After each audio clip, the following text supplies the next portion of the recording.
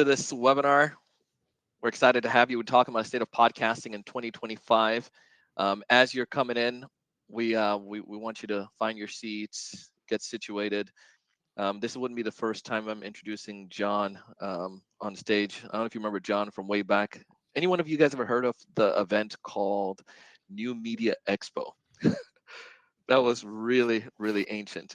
But we're excited to have you guys that are jumping in. That was the first time I got a chance to introduce John on stage, and I won't tell you what I did back then. But we're pumped to have you all. As you're coming in, we would love for you to go into the chat and tell us where you're located, where you're calling in from. Please go ahead, show us on the chat on the right-hand side. Drop us a message. Just drop your state or your city. What are you repping? I'm repping West Palm Beach. We got Salem here. We got DC. Puerto Rico, of course. I was waiting for that. Puerto Rico. Orlando, Florida. All right, we got UK.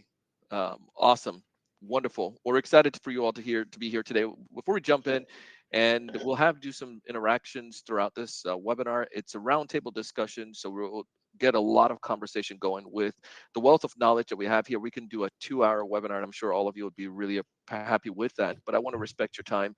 But we're going to dive in real quick and do a quick introduction. So we'll go ahead and start off with Danielle first, if you don't mind. Give us a quick introduction, a 10-second pitch. Then we'll have James, and then we'll have John, and then I'll cue it up for the points that we're going to be discussing and dive right into that. My name is Donald Kelly, and I am founder of the Sales Evangelist and also Blue Mango Studios. Danielle. Yeah, awesome. Ooh, in the hot seat, going first. Hi, I'm Danielle Messler. I am a content strategist. I've been in this space for about 10 years, worked across a bunch of tech companies and some consumer-ish personal development space as well. And I'm excited to talk about podcasts. This is awesome. Wonderful. Thank you so much for being here. James.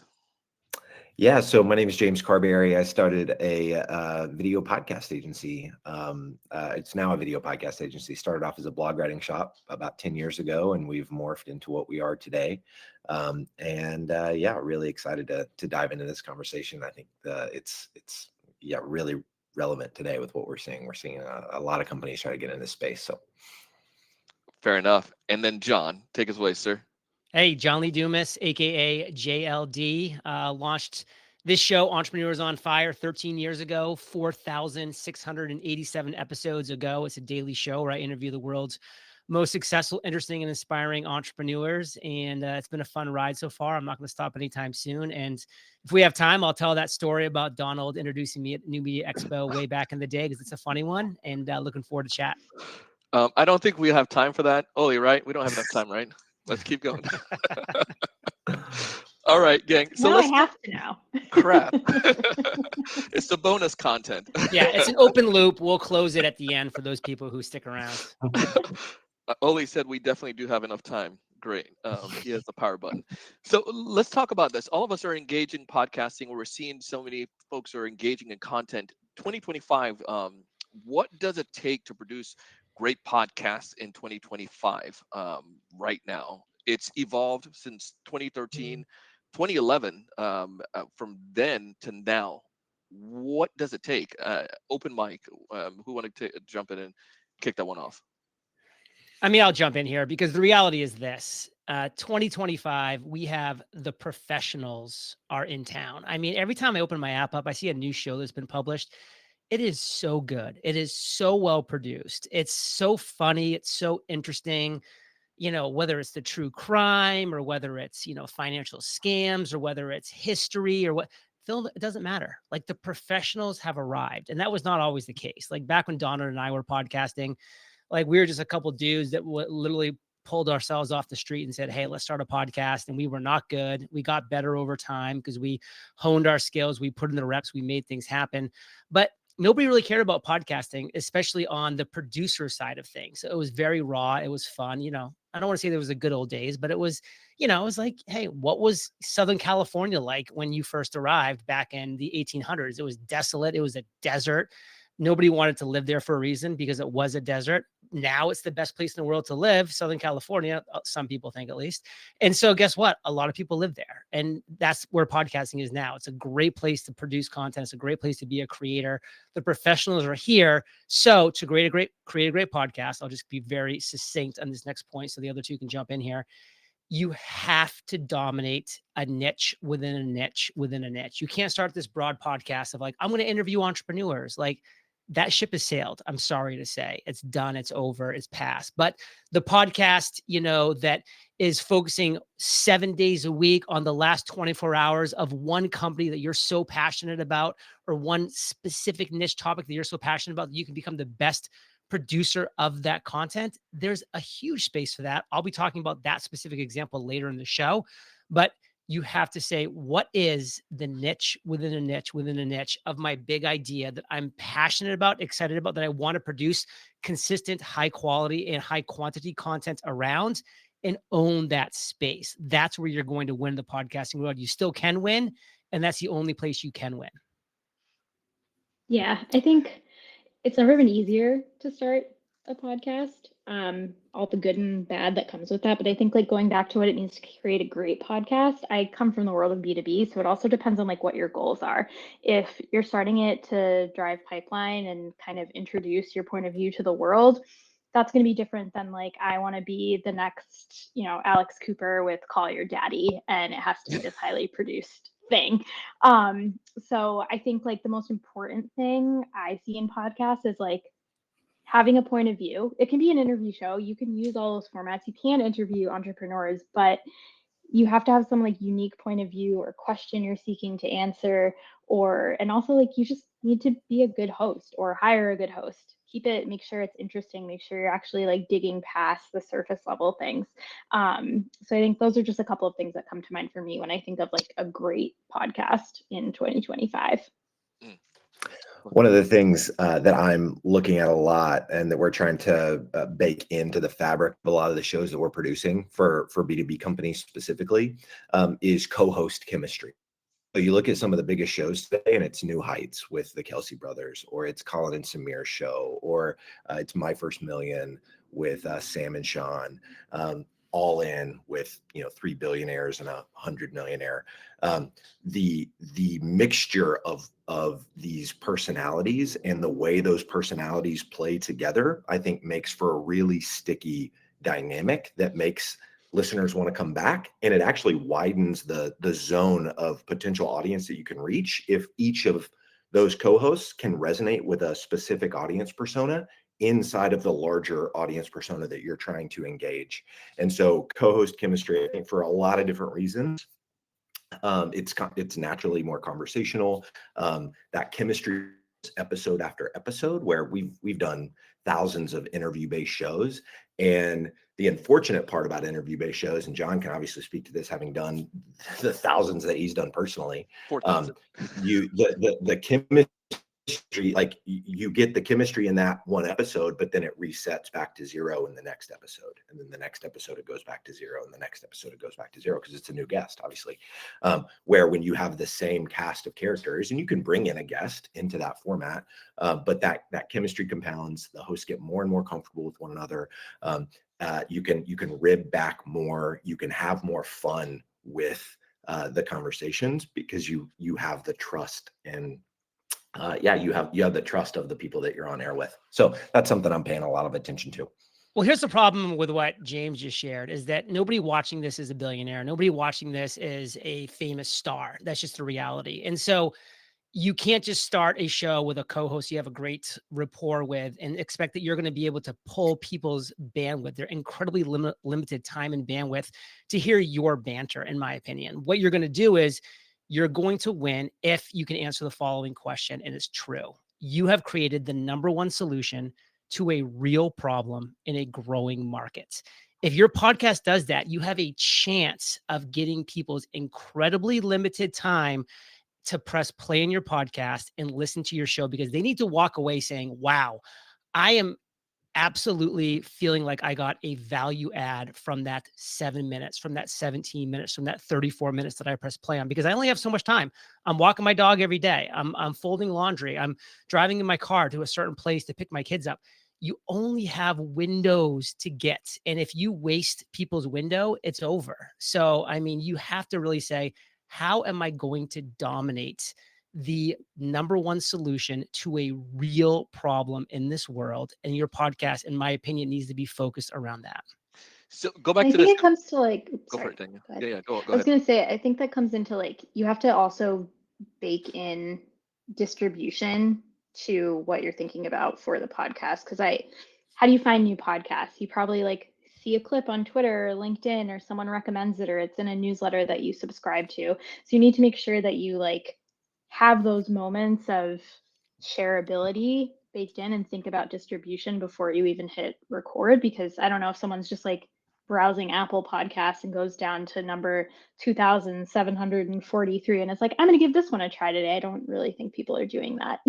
Well, listen, Yeah. maybe the D in JLD is going to stand for devil's advocate today, because I'm actually finding the exact opposite, where like I started a show in November of 2024, and I won't get into details of it now, but I did zero marketing whatsoever around it. But YouTube's algorithm found my audience because I was the only person providing the number one solution to a real problem on this incredibly specific niche, tiny topic.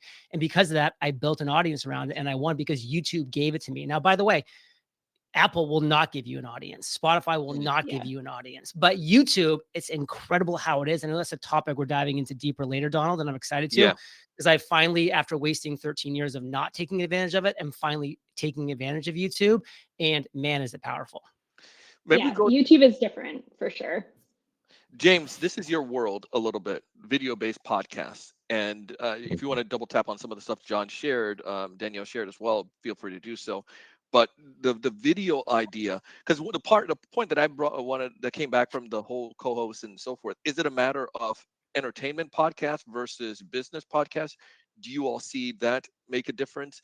John, I think you're saying that the niche is the king no matter what, independent of the hosts. Yeah. But Yes. entertainment type shows versus uh, Yeah. So I think I think there's got to be a mix between the two, and I think the way you do that, particularly with niche shows, which that's, I mean, we've got one of our client shows right now. They have a total audience of 1,700 people. Like there are 1,700 internet service providers in the world that would care about what they're talking.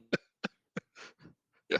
That's going to make their show dominate that space is the fact that all four of their co-hosts have lived experience doing the things that those 1,700 people that they're trying to reach are doing now. And they've reached a point in their career. 1,700 people actually want to hear from the four people that we put behind the camera.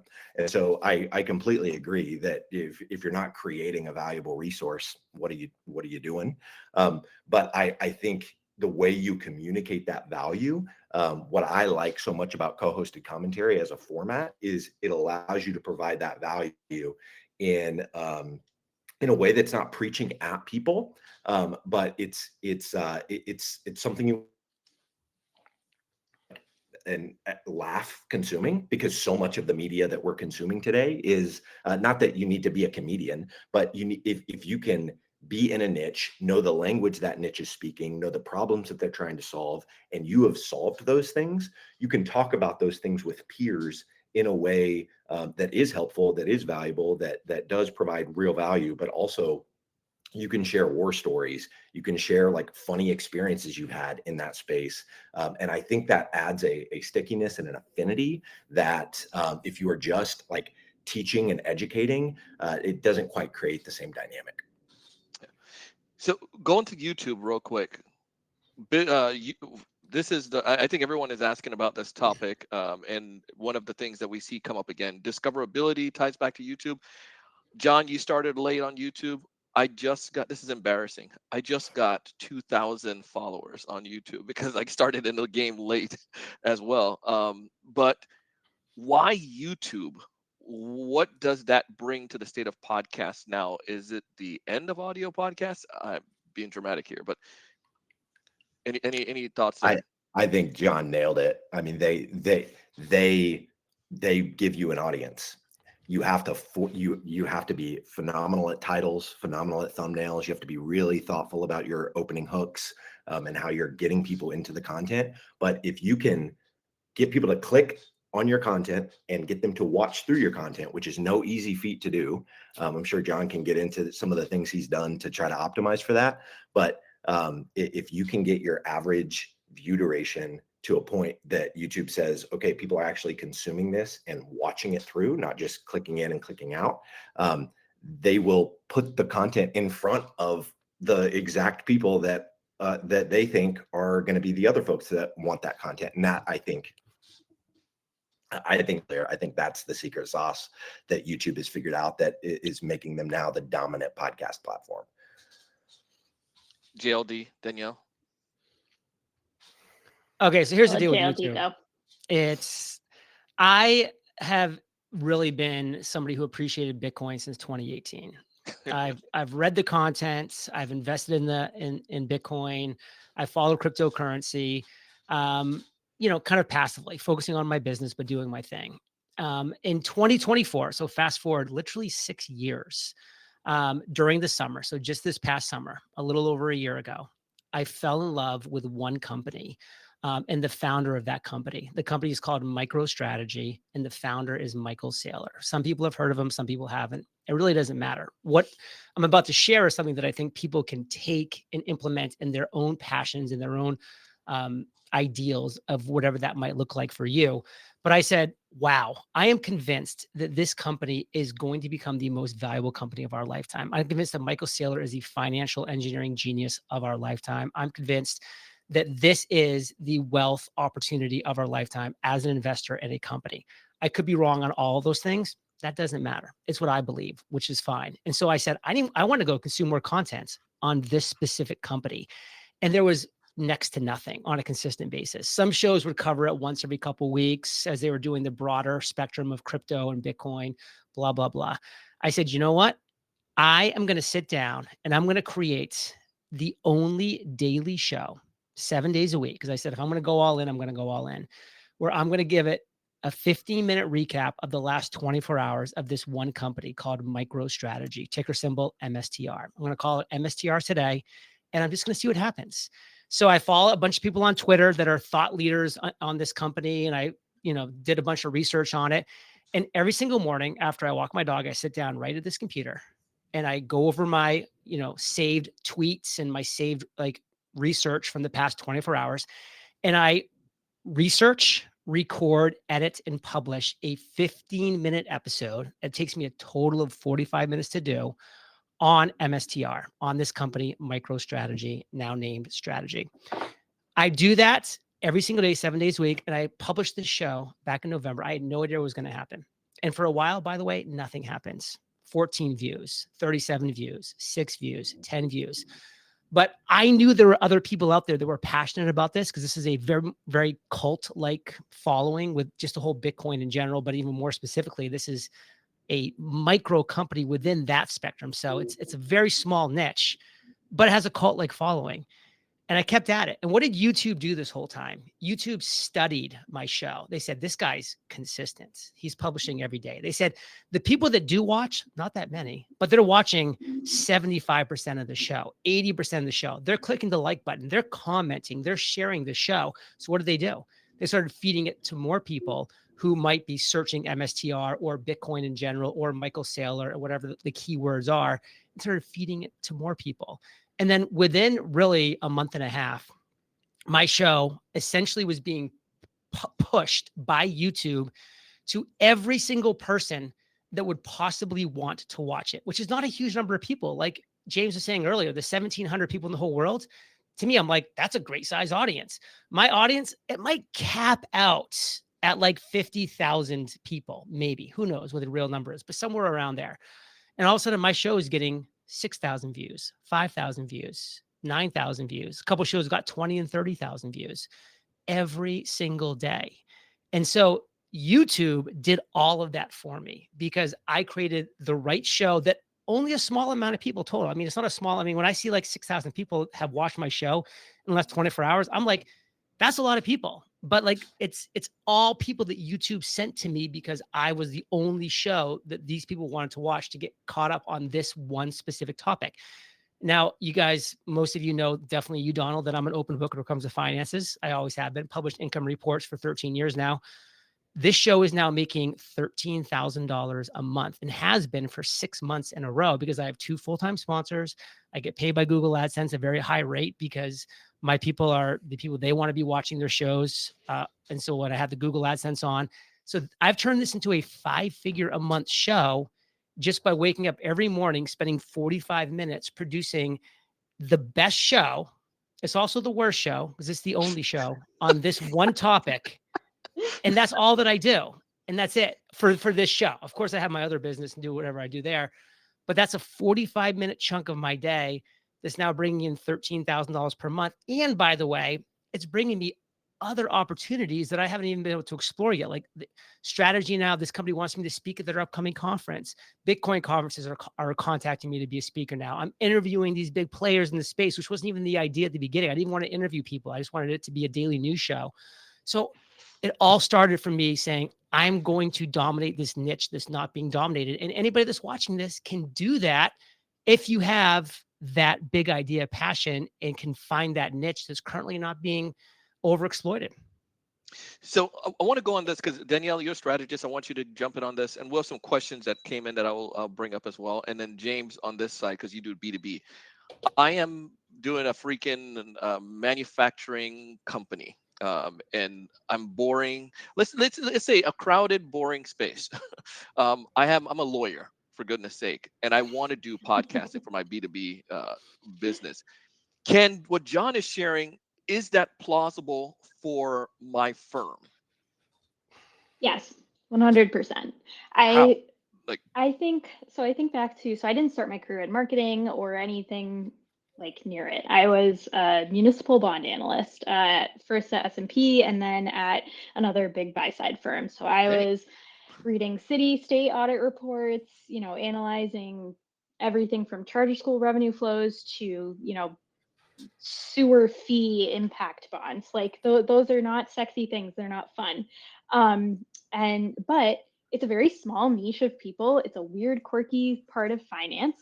And Bloomberg had a show, the Muni Show with Taylor and Joe. Everyone freaking loved it because it spoke to what we do every day, in and out. It knew all the nuances, the eccentricities, how weird it was. It talked about the big things in the news. It talked about like little things that we are all paying attention to.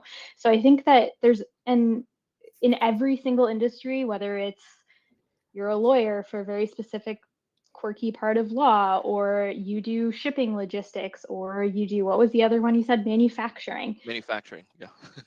there's all people in there that care deeply about the work that they're doing, and it's just human to want to connect and hear like, hey, this is the experience that I feel. Do you feel that too? Do you think it's different? And be heard about this thing that we spend an inordinate amount of time of our lives on at work. So I think really, as long as you get creative and, as John was saying, you get in there and you're the best, or at least you're trying to be the best and making that progress, and it's interesting. I think literally any industry can do something like this. And I would add to that, I think format matters so much. Just even as JLD talked about the new format of his show, like covering a specific company and doing a daily analysis on what that company is doing, that's an incredible format. There are formats all over the internet today. You can't scroll Instagram without finding 10 different formats that are like, oh my gosh, I could use this format in my niche. Whether it's like taking something that somebody said on Reddit and then throwing in your 2 cents on it, or it's like a green screen video of like something happening behind you. The format that I like the most is commentary format. So you are taking something that people already have interest in, like JLD did with this MicroStrategy company, and he's throwing in his 2 cents on what is happening inside the walls of that company and around that company.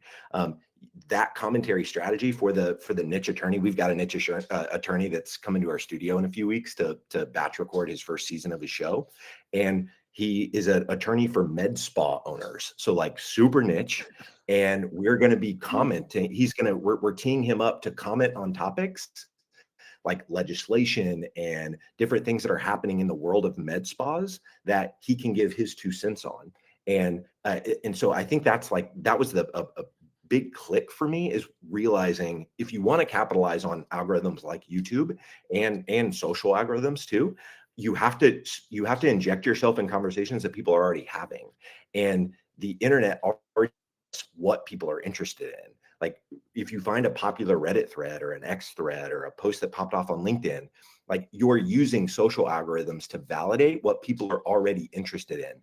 The reason JLD knew that MicroStrategy had like a raving fan base around it is because he saw indicators. Like he saw like, oh man, somebody did a single YouTube video on this company and the comments were insane. Or True. like there was a post about it here and like there are raving fans. This is a topic that is interesting to a lot of people. He then dialed it up to 11 and said, I'm going to feed this need in a way that was very strategic and has obviously been very lucrative.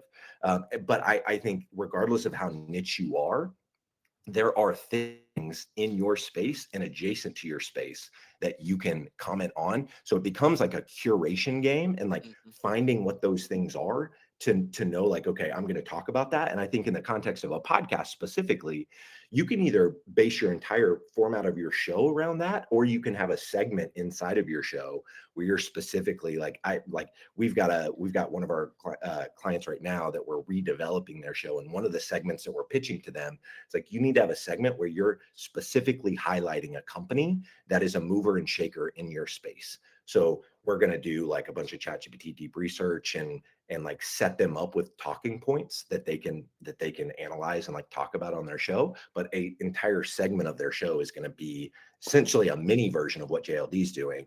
And well, those segments are then going to become clips, to Danielle's point, like repurposing content. And so I think you can design that's what I love so much about video podcasts. You can design it in a way that checks a lot of boxes, regardless of whether you're, of what context you're in. And then there's like the format within the format, which I think a lot of people don't take into account. So for instance, when you talk about the format, I took my format idea of what I was going to do, take other people's tweets and find some video clips of Michael Saylor and throw in a couple other things. And I turned that over time, not immediately, because my show had to develop itself. And that's why doing a daily show was so amazing, because it developed just a little bit every single day instead of once a week. It would have taken forever to develop. I was making micro changes every single day. And so now my show is such a just simple format, but it's like what my audience has come to know, like, trust, and love, which is, hey, it's me jumping on saying, these are the 5 things I'm talking about here today. And then what do? I talk about those 5 things. And then what do? I have 3 to 4 little 1-minute video clips of Michael Saylor saying something brilliant, which he's always saying something brilliant. So that's easy to do as well. And then what do? I'm buying $210 of the stock every single trading day. That's just what I've committed to do. It's called dollar cost averaging. And so then I show my purchase from the day before. Hey, here's a screenshot of my purchase. I'm committed to doing this every single day. So that's another little segment in my format. And then I always end with essentially the same thing, which is like, I actually had this shirt made, which is inevitable, is like my word of what Bitcoin is. It's inevitable. Like it's inevitable that is going to become the largest asset in the world. That's my opinion. That's my thoughts. And I even turned like the bull into BULL for like bull market and made the Bitcoin B as the B. And so I always talk about that being inevitable at the end of my show. And then I always end by saying, there is no second best. And then there's a clip of Michael Saylor saying, second best? There is no second best. And that's how my show ends. And so I've set up all these little micro segments to format my show. And it just works. It's simple. It's clean. My audience loves it. If I ever, by the way, don't even put it's a 4-second clip of Michael Saylor at the end. If I sometimes forget to put that in there, they flip out. They're like, where was that 4-second clip of Michael Saylor saying second best? There is no second best. Like, they flip out. I'm like, oh my God. Like and I love seeing that too, because it means that A, they care, B, they're watching till the end, like all these different things. And like, I'm just like, wow, how is somebody not taken my format and done the exact same thing for like Apple or Tesla or any number of the other companies that has a cult-like following, because both Tesla and Apple have a much bigger cult-like following than MSTR does. But I don't care about those two companies. Like, I think Elon's brilliant in a lot of ways, and that company's going to do amazing. But I'm not going to. I don't want to report on them every day. I would get bored, so I'm done. I would never do that. But like, I've turned my show into a 5-figure a month show, like literally in the last 6 months, consistently, by just doing this 45 minutes of work every single day. And somebody hasn't like taken that format and applied it to something that they're passionate about. Like, to me, that's crazy. But you know, the world's crazy. Have you heard of the show Acquired? Oh yeah, definitely. So I mean, I love that show. And it's two buddies that do this exhaustive research on PayPal or, you know, whatever the company the is. Indian Premier Cricket League. Seriously, that's the last episode, 5 hours long. What? 5 hours? They're cranking out audiobooks as episodes.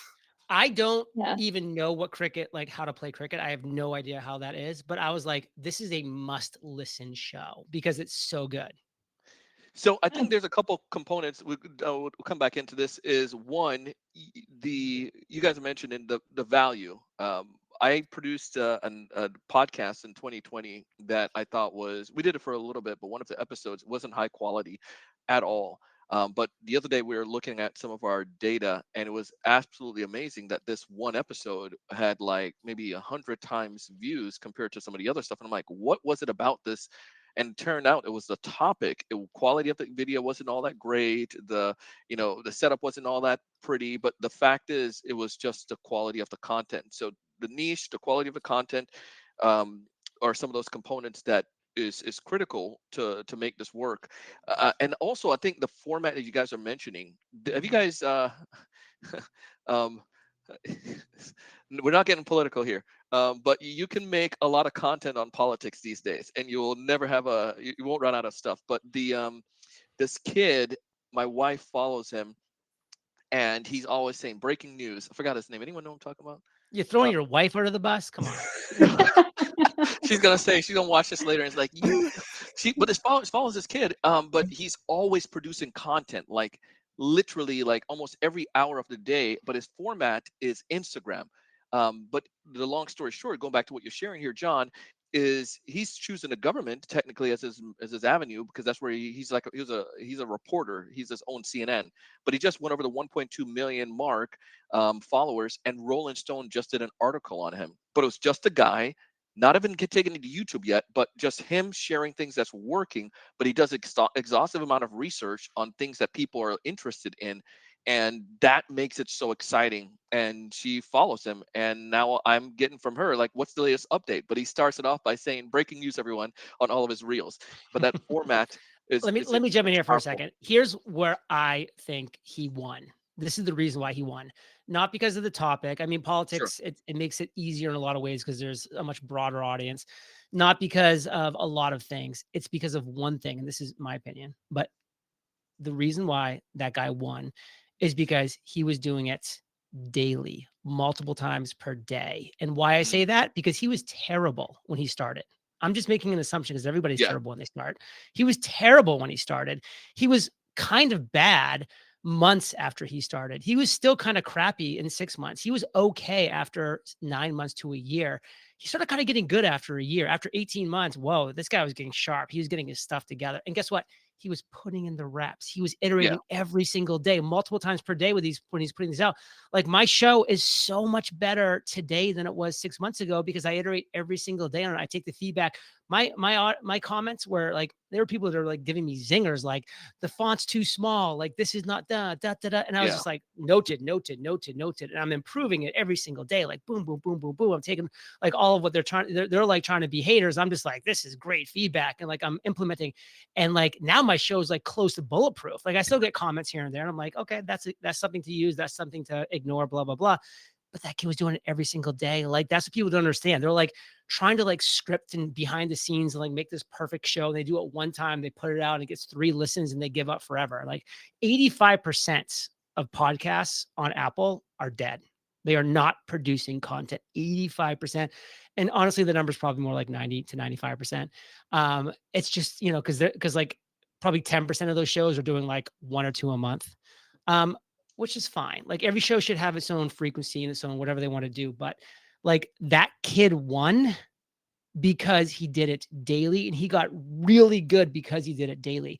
Did LeBron James practice 4 times a month when he was in high school playing basketball? No, it's putting in the reps. That kid got good because he got into the microphone, put on his phone, looked into the camera every single day and just produced. And he just got good. And then some things click. And by the way, today, I'm sure some things that he does falls completely flat, but it's Yeah. quickly piled on by other things that he's doing because it's so consistent that then it just gets overshadowed by something that blows up. Yeah. So Yeah. he's in the chat right now, guys. So his name is Aaron Parnas. You can follow him on Instagram. My wife did Aaron, be honest. You were terrible when you started. Just Well, be no, he's honest. not. I wish he was on here, but I dropped the Oh. link. Oh, I okay. dropped the link to Aaron's Instagram.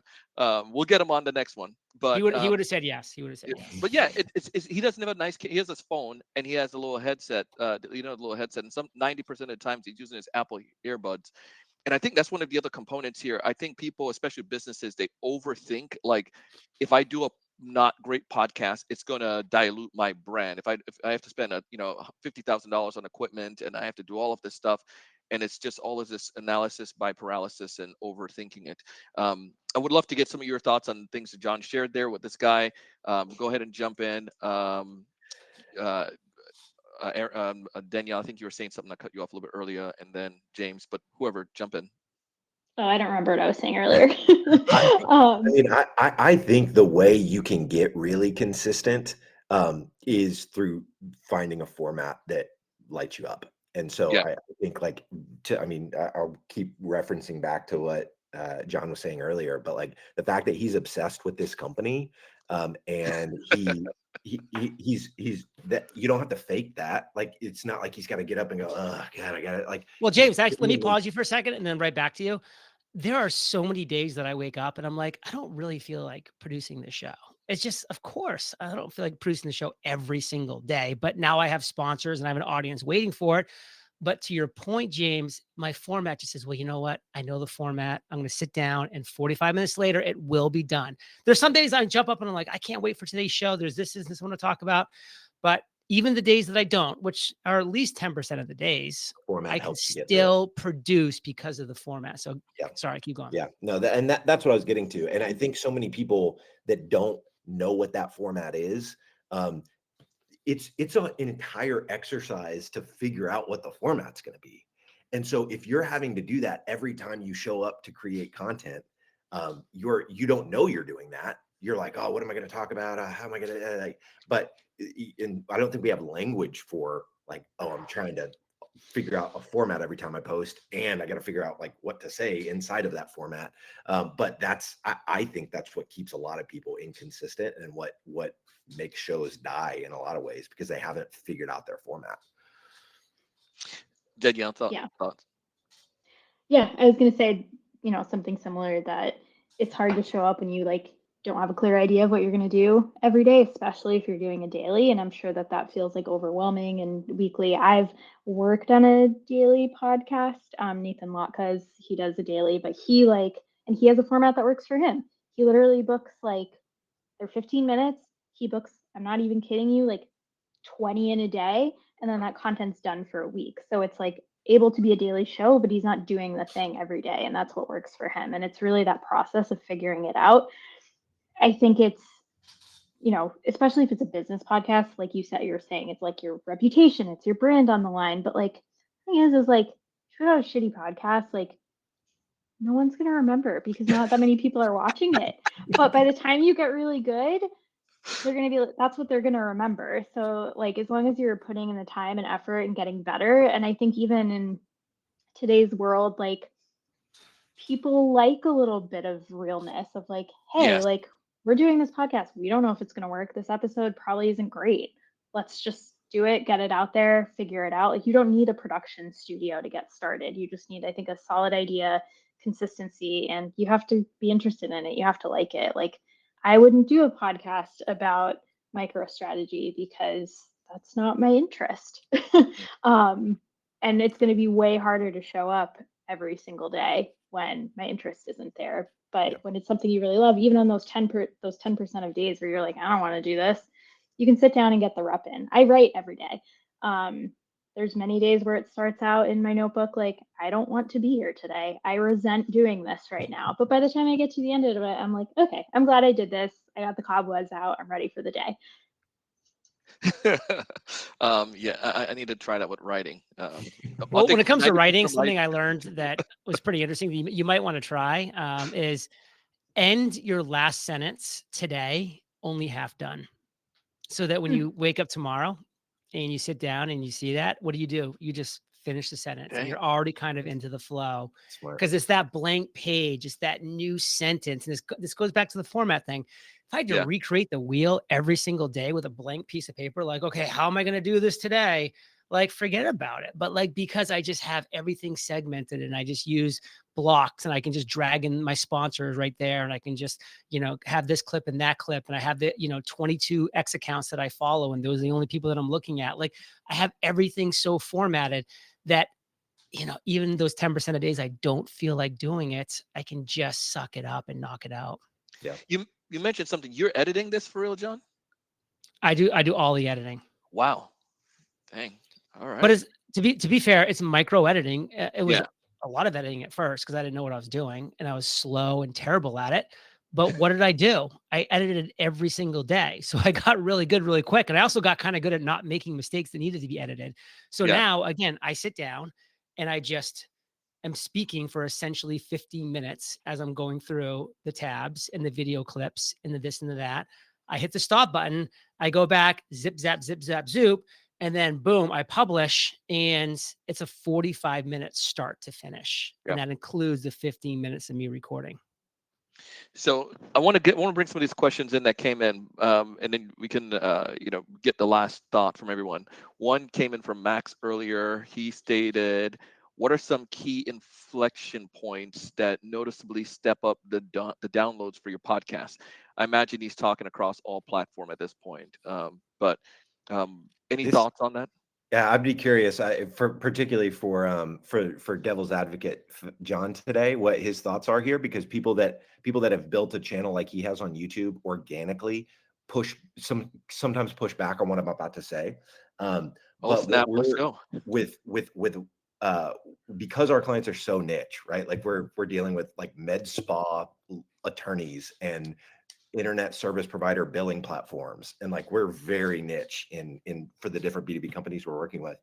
We have found that YouTube ads, to not plugging in an ad into somebody else's content, but like actually making your video show up in the feed to people that have searched certain keywords. Like it's the same ad platform that it's Google, right? So you're using Google's ad platform, but to guarantee the distribution of your YouTube videos in front of a very targeted audience.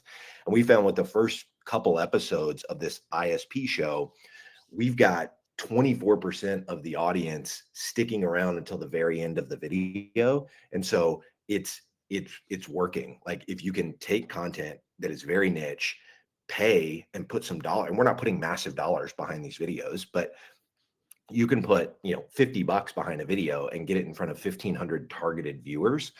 I've found that, and our clients are seeing great results with like just guaranteeing the distribution by actually ponying up the dollars to pay for it.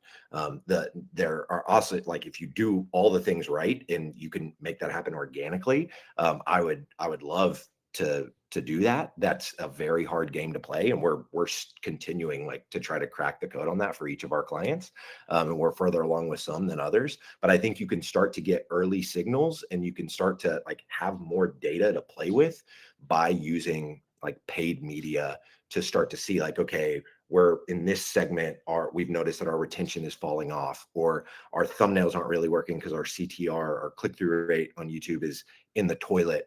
But if you're only relying on organic and you're only getting 6 views on a video, it's hard to know like, where do I tweak if I don't have enough data to see to point me in the right direction of where to make those decisions. So YouTube's ad product, I would say, is my point of view there. I would love to disagree with you. I just can't, because it is true. It's a fantastic product. It really is. And especially when you're doing it right. And, of course, James is going to make sure that his clients are doing it right with the right thumbnail, the right title, the right description, and getting it out to the right individuals and viewers. Because, those kind of individuals, they may not be searching and seeking out for it intentionally on YouTube. My audience, these guys are degenerate like investors. When it comes to money, people are so crazy, as they should be. I mean, it's an important topic, and like people freak out and this investment, that like when they like invest in a company financially, like they are going to want to learn about it. They're going to be like on YouTube searching, like they're going to want to do all the things. So that's why my show finds them, because they're just actively out there searching for it. There's a lot of topics where you've got to get into people's feed. You've got to get into, the different areas where YouTube will allow you to promote, whether that be a mid-roll ad, or whether that be getting on the sidebar, or being one of the squares that's shown up after your a certain video is done. So like utilizing, some dollars to do that is absolutely the way to do it, because then you can really draw those people in. And then what are they going to do? They're going to subscribe to your show, because they're going to want more content like that. And that's one of the beautiful things about YouTube, is when you're creating valuable content, if they really like one of your shows, even if it was from 2 months ago, or if it was from today, they're going to go to your videos and they're going to like want to go back and consume those as well. So as shows get more popular, the whole ship's rising in a high tide is happening for that channel. So you want to get that subscriber. You want to get that person that's coming in and saying, man, this is a channel that's worth me subscribing to. Yeah.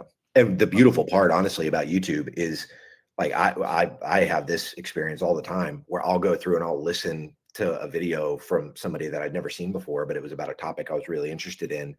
I'll watch through the entire thing, or, 80% of the thing. I don't subscribe because I don't think about it. I didn't see a call to action, just whatever. It's not a high priority for me to go subscribe to more channels. But because I gave that video so much of my attention, the algorithm knows, oh, you're probably going to like more of this content. So the next time I fire up my YouTube app, YouTube does it for me. So and by the way, I've seen that across the board. Like I have 19,200 subscribers to my channel, MSTR Today. Because again, it's not this massive topic. I'm never going to have hundreds of thousands of subscribers, because they don't exist, of people that would want to subscribe to a channel like that. At least now, maybe in a couple of years, who knows, but definitely not now. But, I have 19,200 subscribers. I go back and it's like, I look at my analytics, like 212 of my subscribers watched through the subscriber thing. But like 97% watched, the other like 7,000 views came from the home tab. Yeah. So like, we were talking about this at dinner last night. Go for it. No, go, Daniel. I was gonna say, I don't think I've ever actually subscribed to a YouTube channel in my life, but the algorithm just learns what you like, and like the things I want to watch are always just on my homepage, so I don't even need to.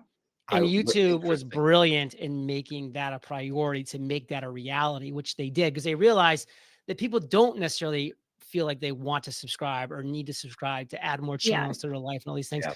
They now have this inherent trust, just like with Netflix. Like they're going to show you what you want based off of your past thing. And I've started knowing that too. And so like you can click on the little things, the little buttons at the bottom right, and click like not interested. Because sometimes I go down rabbit holes. I have an 18-month-old son. I mean, sometimes I go down rabbit holes of like, how to, stop your son from like, putting his finger in his ear. I don't want all of my home videos to be how to stop your child from putting his finger in his ear. So I can click on it and put not excuse me, not interested. And like, that's me just like quickly being like, YouTube, get back on track. Like that was just me doing something. I'm over that now. I learned how to stop Bo, by the way. Here's Bo for anybody who's wondering. from putting his finger in his ear. Yeah, he's like. So we've got a recent graduate from Ball State that's in town this week at our studio here in Orlando, and he's grown 2 YouTube channels. One he had in high school that was about a TV show that he loved. He got it to 400,000 subscribers. What show is it, by the way? Did a similar thing where it was a show about AI, got it to 100,000 subscribers. Now he's now doing a political channel. So we're potentially hiring him as a YouTube strategist. And we were literally talking about this last night. He was like, the channels that are the best in the world at like getting their subscribers to come back to them, the best channels in the world are only getting 30% of their subscribers to come back and watch their content. The folks that have like optimized this, that are the best at it, 70% of the people watching their content do not subscribe to them. So I think it just speaks to like, yeah, John's got 19,000 subscribers. That doesn't mean there's not, I mean, he could have a video tomorrow that pops off for 75,000 views. Which I've had. Because there are that many people interested in all of the subtopics that he could cover under the larger format of his show. And that's I think the beautiful part of it. So I actually think subscribers and even followers on social, it's a lagging metric, not a leading metric. Before it was like, how many followers do I have? That's how many people I can reach. Now it's like, no, the number of followers you have is just indicative of the fact that you figured out the game on this particular platform, and people follow you because of it, because they want a higher likelihood of seeing your stuff in their feed. But it's lagging, not leading anymore. And I think that's really important to understand. And this is very powerful. I would agree with that. Come to podcasting in general now. And I think this goes back to the very beginning. So one of you guys mentioned this. I think it was you, John, maybe. But the notion of YouTube is, I see YouTube as a growth avenue. If I didn't subscribe to the Sales Evangelist podcast on Apple, I'm not going to find that podcast at all. For the most part, it has to be, that's like the secondary component now. To what we are right now. This is awesome. If you guys have any questions, go ahead and drop them in the comment. We're going to wrap up here in the next few minutes, but I would love to get any last sound bites that you might have. So before we tune out, so Danielle, based on the things we've talked about today, state of podcasting, go. What's your last piece of advice or last words? I think, again, going back to something I said at the beginning, is like, you really need to have that goal in mind of like what you want to do with the podcast and why you're doing it. Like, is it to have it be an income stream? Is it for the business to grow pipeline? And have that kind of why, because that's going to help you with so much of it, of like success metrics, like who you're targeting to, what your format is, all of that. So I'd say that that's something really important to do. Great. I would say, just based on, I mean, obviously, in the context of who we're talking to, B2B organizations that we find in our, when we're interviewing new clients that are coming on board, they always tell us that their goal is thought leadership. We want to develop thought leaders. We want to be a thought leader in our space. And I sometimes think they don't really know what that means, because their default thinking is, we want to start a show and we're going to interview all the other people in the space that know what they're talking about.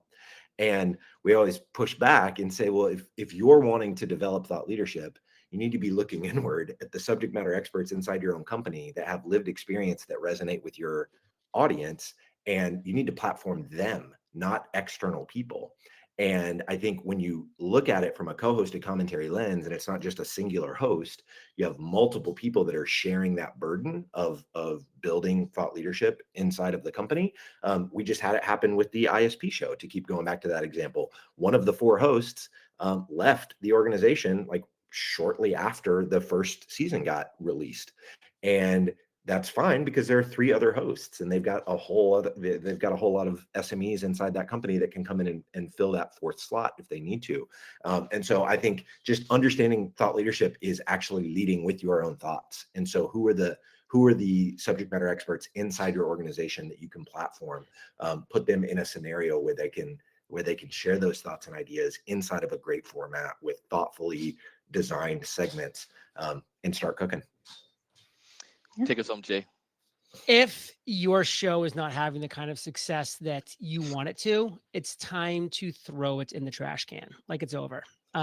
It's done, period. It's great experience you gained by doing that show. Like, awesome. You're a better podcaster, speaker, facilitator of a conversation because of that show, but it's not working.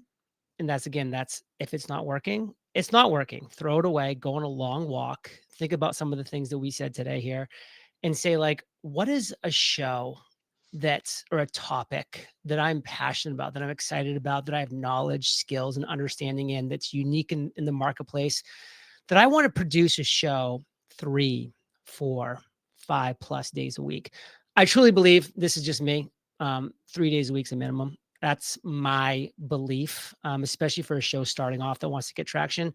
Again, there's examples that contradict that at every situation. The Acquired show comes out once every month or so, but it's 4 hours of must listen to content. They've nailed it. Joe Rogan doesn't need to come out with a show but for people that are just starting off, say to yourself, how can I create the number one solution to a real problem in a growing industry that I'm passionate about, that I want to show up every day or 3 days a week or 5 days a week and produce a 5-minute video on it, a 15-minute video on it, a 30-minute video on it, and just stay consistent on that and dominate that specific topic, dominate that solution to that real problem. That's a show that has a chance to succeed. And I've experienced it firsthand. First with Entrepreneurs on Fire 13 years ago, which by the way would fail if I launched it today. Doesn't work, but it worked 13 years ago because it was the wild, wild west. MSTR today won in 2024 because I followed what I just shared. Otherwise it would not have worked, and it would have just gone the way of so many other financial shows that just don't have a heart, don't have a soul, don't have a through line. And you have a chance to win. You really have a chance to win at a high level, because if you create a show that gets consistent viewership, that gets consistent attention, that gets consistent engagement, there are a ton of companies out there that want to pay you money for a piece of that engagement. I have a 6-month contract with a company called BitIRA that helps you buy Bitcoin within your IRA, because they're the perfect sponsor for my show, and they're willing to pay big bucks to get in front of my audience for 60 seconds a day. That's all they get, but it's meaningful to them. I just signed another year contract with Shopify as a result. I just signed a 4-year deal with a massive CRM company. Donald, maybe talk about this offline because it's not HubSpot. And and that company is willing to bet big on me because I have the attention. And so get the attention in your micro niche. Yeah. Well, this is awesome, guys. What's the best way for folks to get a hold of you? We'll drop those in the comments as well. John, I imagine it's your YouTube, LinkedIn. Yeah, well, listen, check out my podcast, Entrepreneurs on Fire. My other show, if you're a weird person and you care about micro strategy, which you probably don't, go check out my show, MSTR Today. If you don't care about it, don't go. I don't want you dragging down my average listen time, so stay away. And eofire.com is my headquarters. A lot of free stuff for entrepreneurs there. Check it out. Awesome. I would say go to LinkedIn, James Carbary, Carbary. Find me on LinkedIn. I'm pretty active there. And then sweetfishmedia.com is everything we're doing on the video podcasting front. All right. Yeah, I just threw my LinkedIn in the chat, so that's where I'm at. All right. I love this. Guys, thank you so much for taking the time to come on the show today. Appreciate this. And as always, if you guys have any questions, feel free to reach out to us. Let us know if you guys have any questions, anything dealing with podcasting. Until next time, go make some content.